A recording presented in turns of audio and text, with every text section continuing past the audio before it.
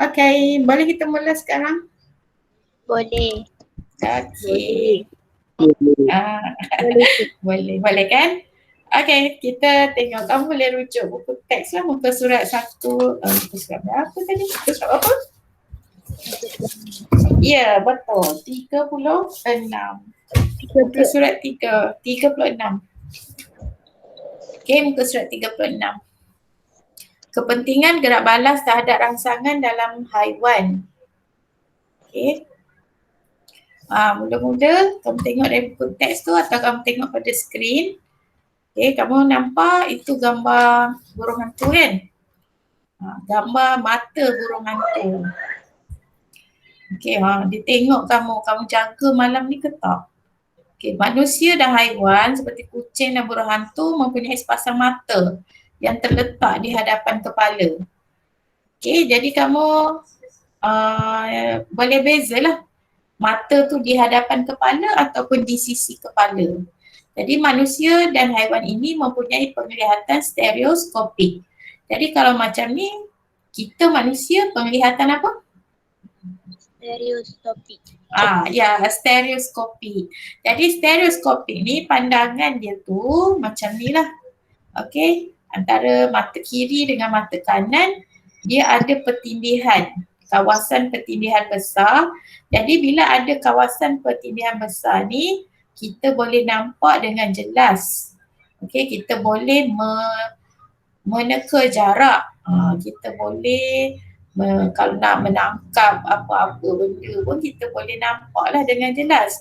Jadi ini dinamakan medan penglihatan monokular. Untuk yang biru ni monokular dan medan penglihatan stereoskopik. Yang tengah ni lah stereoskopik. Jadi kita ialah penglihatan stereoskopik. Okey, seterusnya harimau. Okey, harimau ni jenis mangsa ke pemangsa? Mangsa ke pemangsa? Mangsa ke pemangsa? Pemangsa. Ya betul, pemangsa. Jadi pemangsa. Jadi kalau harimau ni pemangsa, mata dia dekat depan ke dekat sisi? Sisi. Depan ke sisi? Mata. Depan. Mata dia depan. Dia hilang penglihatan apa? Stereoskopik. Dia penglihatan stereoskopik. Jadi kita tengok kat sini. Harimau ni kan, dia mata sebelah kiri, tengok ni mata sebelah kanan. Jadi bila gabungkan untuk stereoskopik ni, dia nampak dengan jelas kat tengah. Sebab tu dia boleh menangkap haiwan lain. Sebab dia boleh menganggal jarak haiwan itu. Okey. Seterusnya, ini ialah apa? Haiwan apa ni? Tikus. Okey, tikus. Kita tengok mata dia. Dekat hadapan atau sisi? Sisi. Mata dia di sisi. Jadi haiwan ini penglihatan dia monokular. Okey, jadi monokular. Jadi tikus ini mangsa ke pemangsa? Mangsa. Betul, mangsa. Jadi tikus ni ialah mangsa. Kalau dia mangsa, tengok dia punya penglihatan monokular dia besar. Penglihatan stereoskopik dia kecil. Jadi kenapa dia perlu ada penglihatan monokular ni besar? Supaya dia boleh tengok pemangsa. Tengok pemangsa sekeliling ni. Jadi dia sentiasa pandangan dia luas. Okay, pandangan luas supaya kalau ada pemangsa dia boleh lari lah. Faham tak? Dia penglihatan stereoskopik dia kecil supaya dia boleh pergi lari arah mana dia nak lari lah. Faham tak? Untuk penglihatan monokular dia besar supaya dia boleh nampak pemangsa itu datang dari arah mana. Okay? Jadi jenisnya ialah monokular. Okay, tengok ini arnab kan? Arnab, dia pandangan dia, kalau kita nak tangkap dia, kita kena berada di mana? Di hadapan. Oh, di hadapan. Dia nampak kita kan di hadapan. Dia kena belakang kan, pada blind spot ni. Kita kena, kalau nak tangkap anak ni, kita kena berada pada blind spot. Kalau blind spot ni dia tak nampak. Tapi sikit je kawasan yang blind spot kan. Yang kawasan ni semua dia nampak. Sebab apa? Sebab dia ialah mangsa. Jadi dia sentiasa boleh nampak di sekelilingnya. Jadi sukar untuk menangkap anak ni lah sebab dia nampak. Luas kalau kawasan yang dia nampak. Okey, seterusnya. Ini ada dalam buku teks. Okey, dalam buku teks, muka surat 30. Ya, betul. 37. Okey. Jadi, kena tahu perbezaan penglihatan stereoskopik dengan monokular. Jadi, kalau stereoskopik, mata terletak di hadapan kepala. Kalau monokular di sisi kepala. Jadi, kalau kamu nak ingat kan, kita tak nak hafal kan. Kalau hafal lama-lama ijak batu ke, terjatuh ke, kita tak ingat, nanti kita lupa. Jadi untuk stereoskopik ni, kamu lihat diri kamu sendirilah. Sebab kita tahu manusia ni penglihatan stereoskopik. Jadi kita tengok diri kita sendiri. Mata kita ke hadapan kepala. Lepas tu medan penglihatan kita kecil. Kita boleh nampak di depan saja. Boleh nampak tak di belakang kita? Tak. Tak. Sebab itulah bila cikgu tulis kat depan kan, kamu main-main kat belakang. Betul tak? Sebab kamu tahu cikgu tak nampak kan kat belakang. Kena tukar mata cikgu jadi monokular nanti. Betul tak? Kalau mata cikgu stereoskopik, sekarang ni cikgu nampak depan je, tak nampak kat belakang. Okey, lepas tu kalau monokular ni medan penglihatan dia besar. Untuk stereoskopik, medan penglihatan bertindih banyak. Jadi medan penglihatan bertindih memberikan penglihatan dalam bentuk 3 dimensi. Tapi kalau monokular, medan penglihatan tidak bertindih atau bertindih sedikit sahaja. Jadi dia tak dapat melihat secara 3 dimensi. Apa itu image 3 dimensi? Okay, image 3 dimensi terbentuk di dalam medan penglihatan yang bertindih, membolehkan jarak, saiz dan kedalaman objek dianggar dengan lebih tepat. Jadi kalau kita tengok kucing besar kan, kita boleh agak dah saiz kucing itu besar. Okay, kita dah boleh agak jarak. Jadi kalau kita tengok harimau kan, dia nak tangkap mangsa dia boleh menerkam mangsa itu dengan tepat. Okey, untuk monocular, image dia ialah image 2 dimensi yang terbentuk di dalam medan penglihatan yang tidak bertindih, menyebabkan jarak, saiz dan kedalaman objek tidak dapat dianggar dengan tepat. Jadi dia nampak musuh tapi dia tak dapat anggarkan musuh tu jauh ataupun dekat. Okey. Penglihatan stereoskopik pula keupayaan menganggar jarak yang baik membantu haiwan memburu.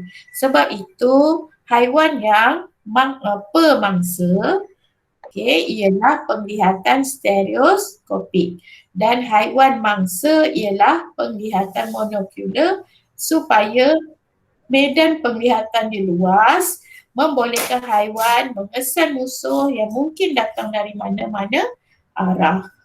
Okey, ada soalan? Tak ada cikgu. Tak ada, faham Tak ada cikgu. Okey, bagus. Okey, seterusnya tadi ialah penglihatan stereoskopik dan apa? Monokular. Monokular dan stereoskopik. Sekarang kita tengok pula, inilah pendengaran pula, telinga kita ni.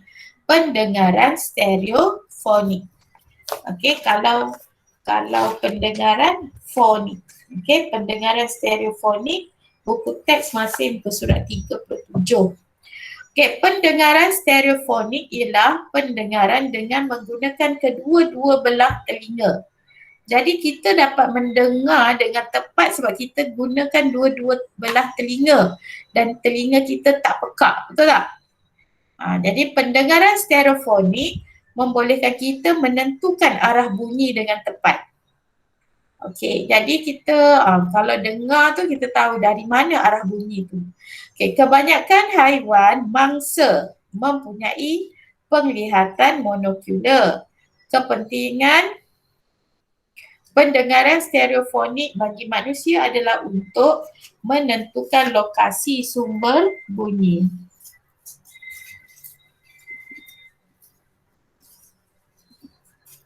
Okey, pendengaran stereofonik membantu haiwan pemangsa untuk menentukan lokasi mangsanya. Okey, sebaliknya pendengaran stereofonik pula juga membantu haiwan mangsa untuk menentukan lokasi pemburu dan melarikan diri daripadanya. Okey, jadi haiwan ni dia mendengar. Jadi bila dia dengar, dia mula tengok-tengoklah sekitar dia. Okey, untuk dia melarikan diri ataupun dia menangkap mangsa. Okey, seterusnya frekuensi pendengaran haiwan. Okey, haiwan ni dia ada had julat untuk pendengarannya. Boleh tak kita dengar suara yang sangat perlahan? Tak. Kita tak dengar kan? Tapi ada tak bunyi tu? Bunyi tu ada tapi kita tak dengar. Jadi begitu juga dengan haiwan ni. Okey, macam tikus. Dia boleh dengar antara 200 hingga 80,000 Hz. Okey. Singa laut.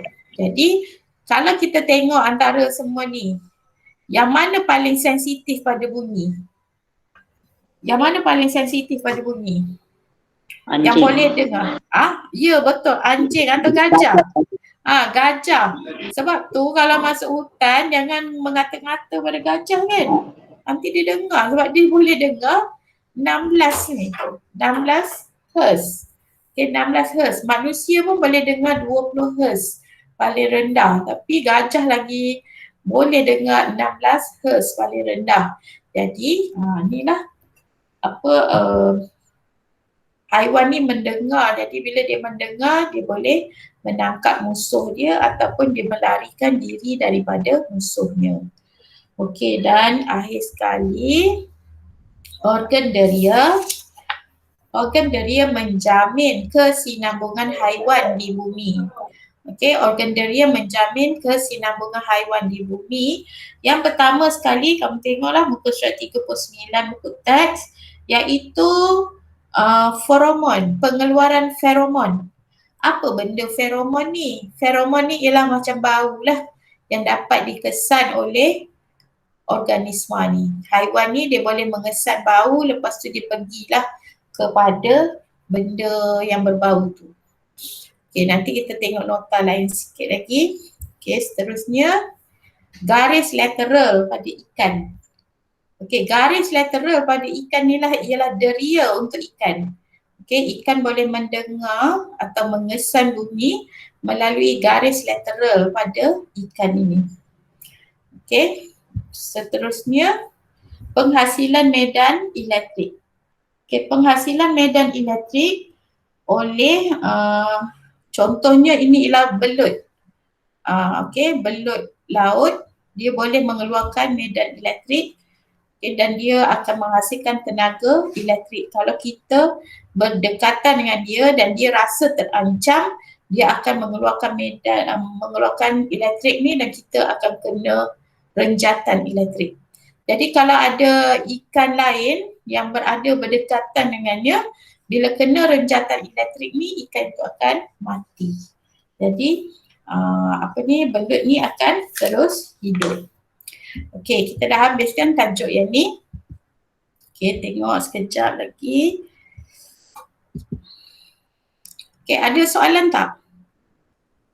Ada soalan? Tak ada. Okey, faham kan? Tak ada Tak cikgu. ada. Bagus. Tak ada cikgu.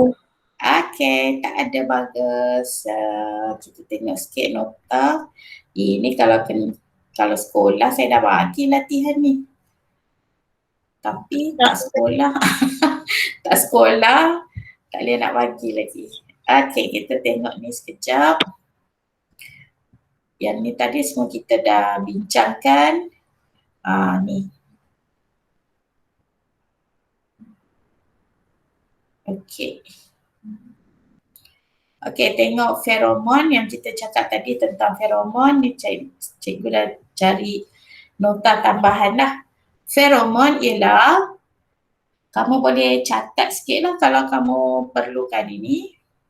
Feromon ialah isyarat kimia yang digunakan dalam kalangan haiwan yang sama spesies dikesan melalui deria bau. Okay, kepentingannya menarik pasangan pembiakan. Okey, kadang-kadang dia tak tahu nak cari pasangan macam mana kan. Jadi haiwan ni dia ada bau dia tersendiri. Menandakan sempadan kawasan. Okey, contoh ni kucing. Kucing ada tak sempadan kawasan dia? Ada atau tak ada? Ada. Kamu pernah tak tengok kucing jantan kencing rata-rata? Ada. Dia kencing kan? Kenapa kucing jantan tu kencing kat seluruh kawasan rumah kita? Kenapa kucing jantan tu kencing dekat kawasan rumah kita? Sebab dia nak tandakan itu ialah kawasan dia. Dia tak bagi kucing lain masuk ke kawasan itu. Okey, jadi dia tandakan dengan air kencing ni lah. Jadi kalau ada kucing lain, dia terbau dia terbau air kencing kucing tu, dia akan tak datang lah ke kawasan itu, dia pergi kawasan lain pula. Ataupun sebagai cara mengenal ibu atau anak. Jadi kucing ke haiwan apa-apa, dia kenal anak dia melalui bau. Sebab tu kita tengok kan kucing dia akan cium-cium anak dia kan. Dia cium tu dia tandanya dia ada bau anak dia ataupun tidak. Kalau kita sentiasa ambil anak kucing tu, kita pegang-pegang anak kucing, ibu tu akan tak nak dah anak dia. Sebab apa tak nak? Sebab bau dia dah jadi bau kamu pula. Tambah kalau kamu spray perfume pada anak kucing tu, nanti ibu kucing pun tak nak pada anak dia lagi. Kamulah kena jadi ibu kucing tu. Okey, menandakan laluan bagi mencari makanan. Kamu pernah tengok semut tak? Semut, semut jalan satu baris kan? Pernah? Semut jalan satu baris kan? Ya. Kamu ada tak jalan satu baris? Tak ada kan? Kamu jalan rata-rata, betul tak? Sebab semut tu dia ada keluarkan feromon ini supaya dia jalan satu baris je. Barulah dia tak sesat nak balik ke rumah dia balik. Jadinya kita selalu kita nampak semut tu jalan sebaris, dia ikut je jalan yang sama. Sebab dia ada mengeluarkan feromon ini. Dia jalan sebaris. Lepas tu kalau kita letakkan sabun ke ataupun kita letak air pada barisan semut tu, dia akan okey, ada yang nak masuk ni sekejap ya. Kejap. Nak bagi orang masuk sekejap.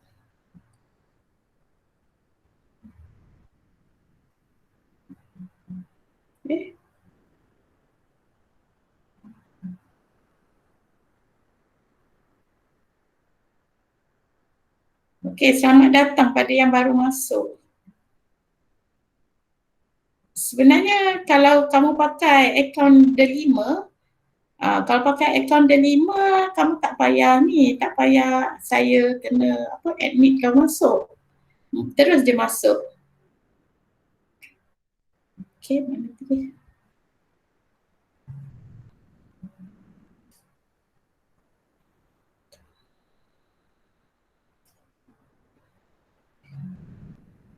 Okey, jadi kita tengok tadi lah menandakan laluan mencari makanan. Okey, Jacobson ini ialah contoh lain lah selain daripada yang ada dalam buku teks tu.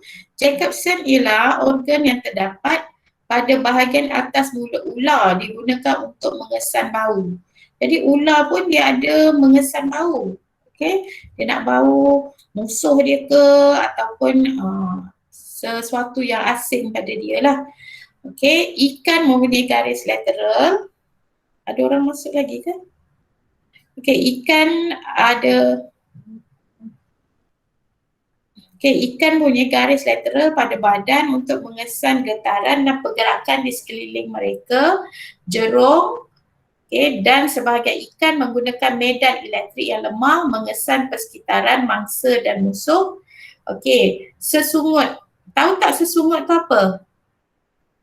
Tahu. Tahu kan sesungut pada haiwan kan?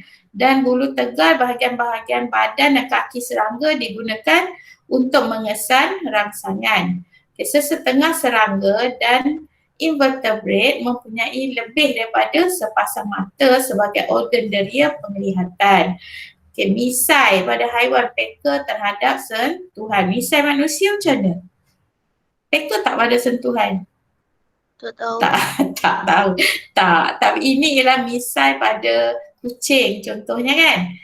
Misai pada kucing ataupun pada arnab, dia akan peka kepada sentuhan. Okey. Jadi kita dah habis dah tajuk ni. Okey, kita dah habis bab 1. Okey, kita dah habis bab 1. Jadi kerja kamu, lepas ni saya ada sikit lagi nak tunjukkan kamu lah. Okey, tapi kerja kamu yang kamu kena buat dalam buku nota, buku latihan ialah praktis formatif 1.4. Okey, boleh? Boleh. Boleh? Praktis, okey, praktis formatif 1.4. Jadi kamu buat dalam buku nota, lepas tu kamu send kat saya dalam WhatsApp. Lepas tu saya akan tanda lah. Jadi Cikgu, saya bagi. Ya. Buku Buku? formatif Buku? Praktis formatif 1.4. Cikgu buat dalam buku ni. Buat dalam buku nota. Buku nota buku latihan sama kan? Lain. Lain. Buat dalam buku latihan lah. lain. Buat dalam buku latihan. Okey, Boleh? Boleh ya? Nanti send pada saya macam hari tu tau. Ya cikgu. Okey, sikit lagi saya nak tunjuk kamu satu benda yang lain kejap. Okey.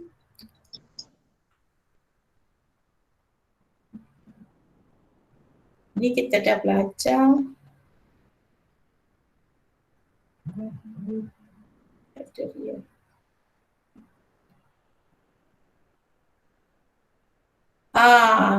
Hari itu kita ada belajar ilusi optik, betul tak? Betul. Saya mula-mula ajar kamu ialah tentang had deria penglihatan kan. Jadi saya nak ulang sikit je sebab hari tu tak sempat, tak boleh nak cakap dengan kamu. Hari ni kita boleh cakap, jadi saya nak kamu tengok ni sikit lah. Had deria penglihatan ialah had keupayaan mata melihat objek. Kita tidak dapat melihat objek yang terlalu kecil seperti mikroorganisma maupun objek yang terlalu jauh seperti planet mustahari. Had deria penglihatan termasuklah ilusi optik dan titik buta. Jadi yang ni kita tahu kan, kalau jauh sangat kita tak boleh tengok, kalau kecil sangat kita tak boleh tengok. Jadi ini yang saya nak tunjuk kat kamu sekarang ialah had deria penglihatan ilusi optik.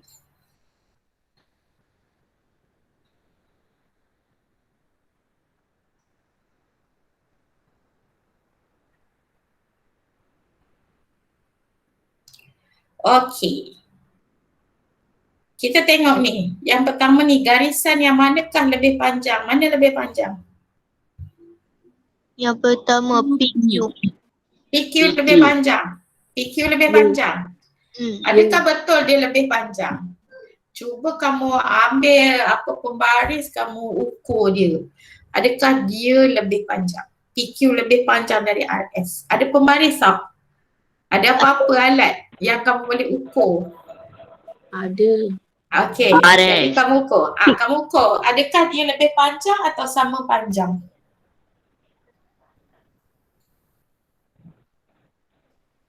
Lebih panjang atau sama panjang? Panjang. Sama panjang cikgu. Ya, sama panjang. Sama panjang. Ini yang garis ni kan? V ni kan? Ke atas. Ini V ni ke bawah kan? Ini dinamakan ilusi optik. Ilusi optik. Okey, sekarang kamu tengok X dengan Y. Yang mana lebih besar? Y. Y lebih besar. Yang tengah ni, yang tengah. Bukan yang kat luar. X lebih besar ke Y lebih besar? Y. X. Bukan luar, dalam. Dalam ni.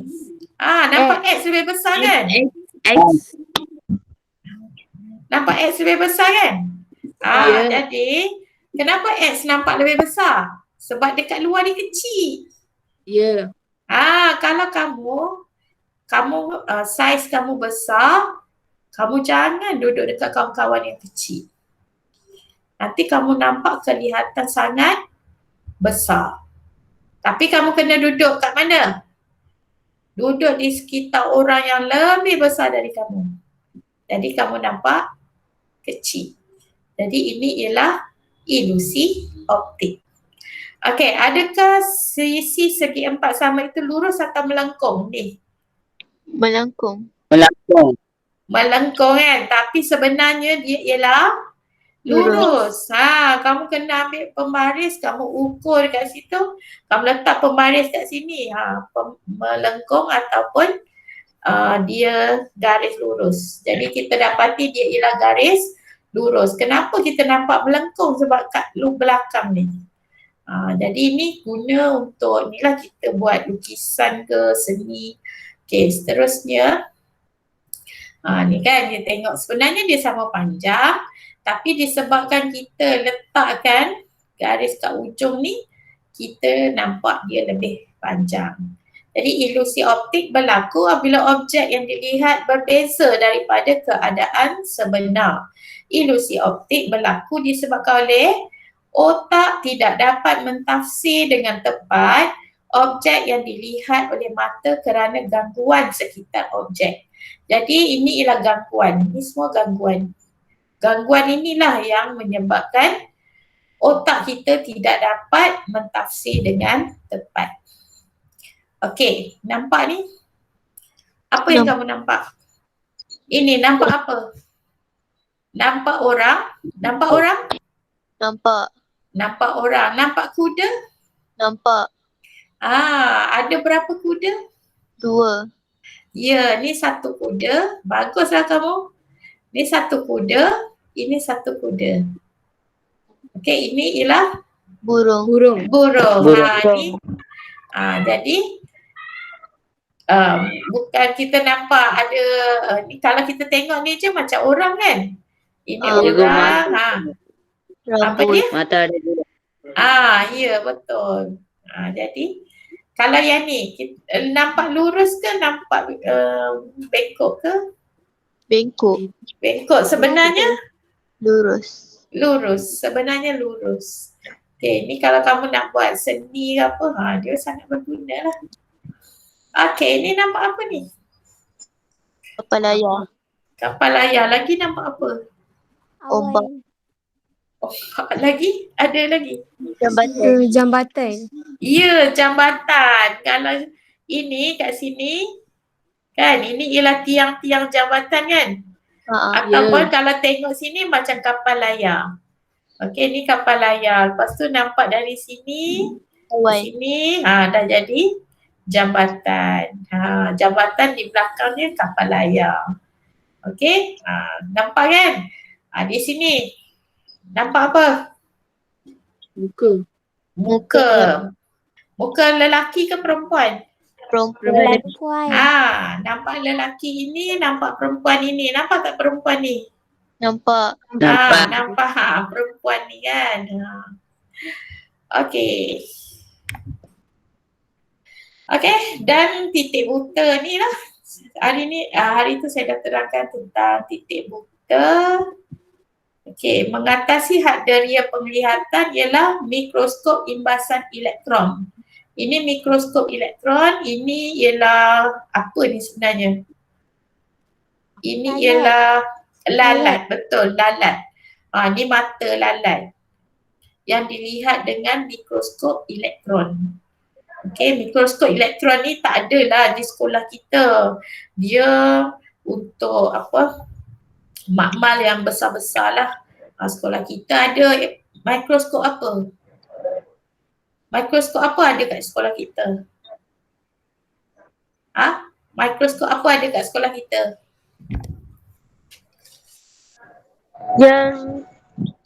Yang kamu guna mikroskop kat sekolah tu nama dia mikroskop apa? Mikroskop cahaya. Tu yang ada kat sekolah kita. Okay, yang ni ialah mikroskop cahaya yang ada kat sekolah kita. Kita boleh lihat ni je lah. Sel-sel kulit kita. Mikroorganisma yang biasa-biasa. Kita tak dapat tengok virus pun. Okay, virus kena mikroskop elektron. Bakteria tu kita boleh tengok mikroskop cahaya lah. Okay, ini untuk melihat benda yang jauh. Okay, mengatasi had dia penglihatan binokular. Binokular ni macam teropong lah untuk melihat objek yang jauh. Okay. Ini mesin X-ray kan. Boleh tak kita nampak tulang dalam badan kita? Kita tak boleh lihat. Jadi sebab tu kita gunakan mesin sinar X untuk melihat tulang yang ada di dalam badan kita ataupun nak tengok tulang patah ke apa ke. Okey, ini mesin ultrabunyi. Kalau orang pregnant kan, dia nak tengok anak dalam kandungan, dia gunakan mesin ultrabunyi. Jadi mesin ultrabunyi ni dapat melihat di bawah kulit kita. Okey. Okey, yang ni semua saya dah terangkan pada kamu, jadi tak ada lain dah. Okey, ada apa-apa soalan? Tak ada. Tak ada cikgu. Tak ada ya? Semua faham? Faham. Faham. Okey. Jadi saya nak ambil kehadiran hari ini. Lepas tu kamu buat latihan apa? Latihan apa kena buat? Muka surat berapa? 39. Ya, betul. Muka surat 39. Praktis formatif 1.4. 1.4. Okey, 1.4. Jadi sekejap ya, saya nak ambil kehadiran dulu. Ada apa-apa soalan? Tak. Okey, semua faham? Hari ni. Okey, hari ni dah tidur dah siang tadi kan? Kamu di dalam ni tak nak sembang-sembang ke? Tak nak sembang? Kalau jumpa kat sekolah nak sembang? Semua orang dah beli buku ke? Buku kerja? Buku kerja dah beli belum? Belum. Dah. Nanti kena beli buku kerja tau. Okey. Kalau tak ada apa-apa, bolehlah kita bersurai. Setengah jam cukup lah, tak boleh lama-lama, banyak internet kamu. Okay, terima kasih sebab datang. Terima kasih cikgu. Sama-sama. Terima kasih cikgu. Okay. Terima kasih cikgu. Bye. Sama-sama. Bye.